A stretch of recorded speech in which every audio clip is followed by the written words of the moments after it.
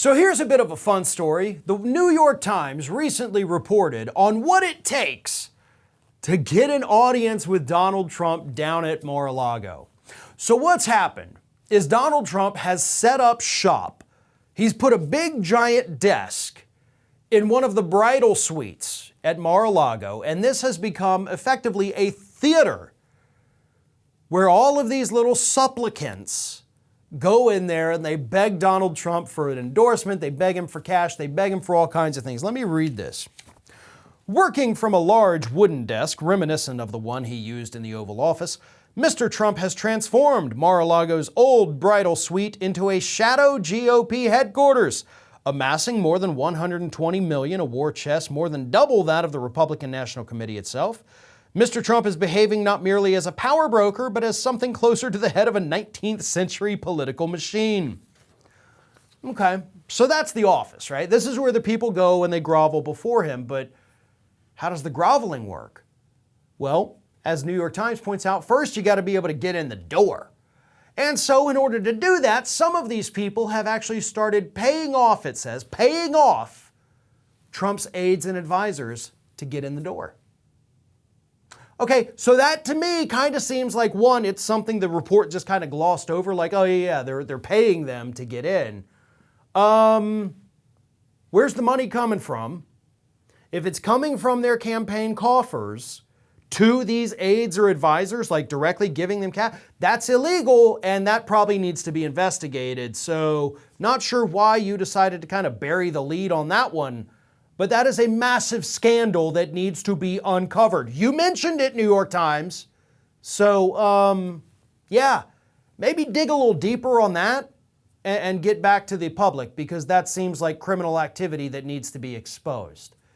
But let's assume for a second you don't have to pay off the doorman and you're able to just get in there, you've got your audience with Donald Trump, then what the hell do you do?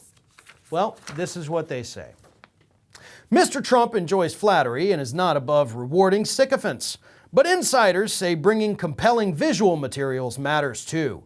Big fonts are key, with photos and graphics in color. So lots of big pictures with big words, because, you know, Trump doesn't like to read very much, but when he does, it needs to be big enough to where he's not squinting at the screen as he sits behind his big wooden desk trying to be the kingmaker here. This is pathetic. But it's also kind of hilarious that people go through this. They put together their wonderful little PowerPoints. They sit there, they give these presentations to him. They flatter him.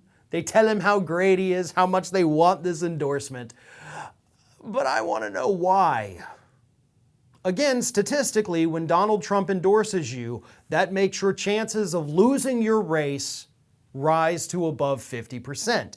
Even if you were polling above 50% prior to the endorsement, receiving the endorsement drops you below 50%. It literally drops your poll numbers when Donald Trump endorses you. It also reduces your fundraising compared to your opponents. It is the kiss of death. You're going down there and begging Donald Trump to torpedo your own campaign.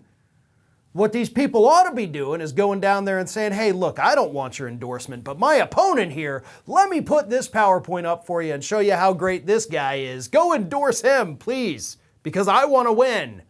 And your endorsement is worth worse than nothing, because it is almost guaranteed to sink somebody's campaign. So good luck with your little presentations, folks. I hope it works out statistically like most of Donald Trump's other endorsements have also worked out.